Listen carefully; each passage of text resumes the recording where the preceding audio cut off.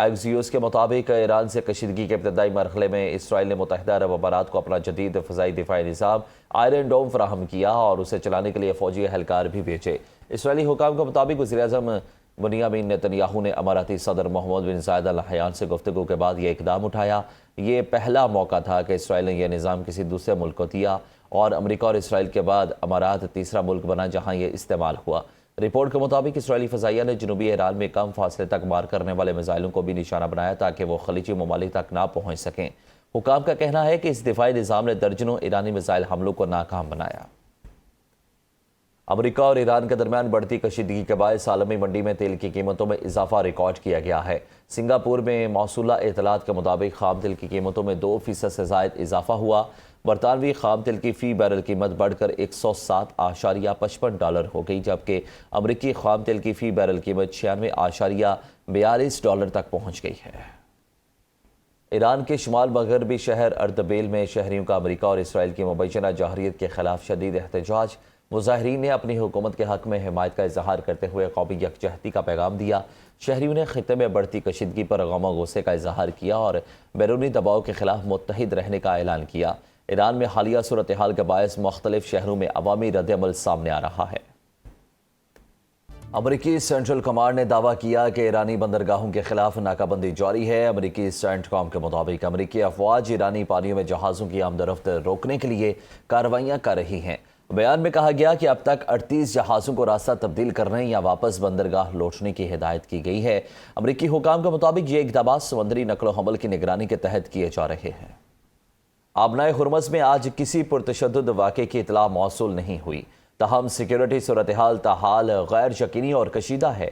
برطانیہ میری time trade operations کے مطابق خلیج عرب اور خلیج عمان میں رپورٹنگ کے دوران کوئی نیا واقعہ پیش نہیں آیا، لیکن ادارے نے خبردار کیا کہ خطے میں جاری فوجی سرگرمیوں اور تجارتی جہاز رانی کو درپیش خطرات کے باعث علاقائی سیکیورٹی ماحول اب بھی غیر مستحکم ہے۔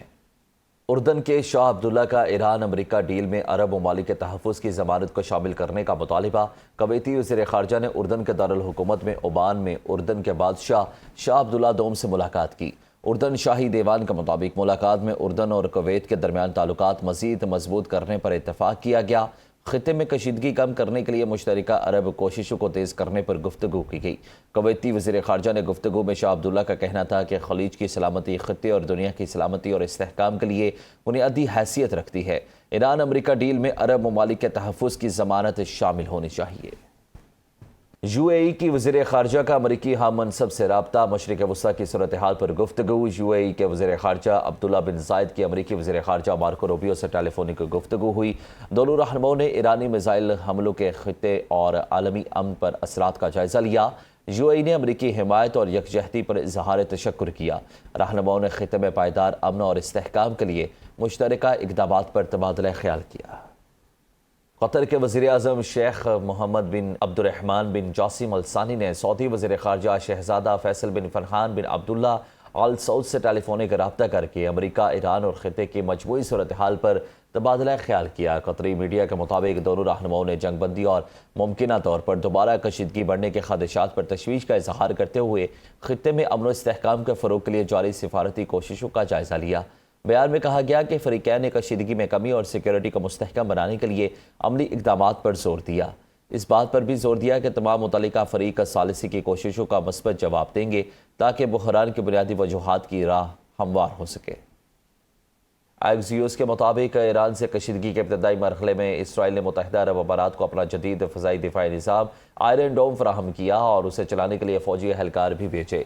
اسرائیلی حکام کے مطابق وزیراعظم بنیامین نیتنیاہو نے اماراتی صدر محمد بن زائد ال نہیان سے گفتگو کے بعد یہ اقدام اٹھایا۔ یہ پہلا موقع تھا کہ اسرائیل نے یہ نظام کسی دوسرے ملک کو دیا اور امریکہ اور اسرائیل کے بعد امارات تیسرا ملک بنا جہاں یہ استعمال ہوا۔ رپورٹ کے مطابق اسرائیلی فضائیہ نے جنوبی ایران میں کم فاصلے تک مار کرنے والے میزائلوں کو بھی نشانہ بنایا تاکہ وہ خلیجی ممالک تک نہ پہنچ سکیں۔ حکام کا کہنا ہے کہ اس دفاعی نظام نے درجنوں ایرانی میزائل حملوں کو ناکام بنایا۔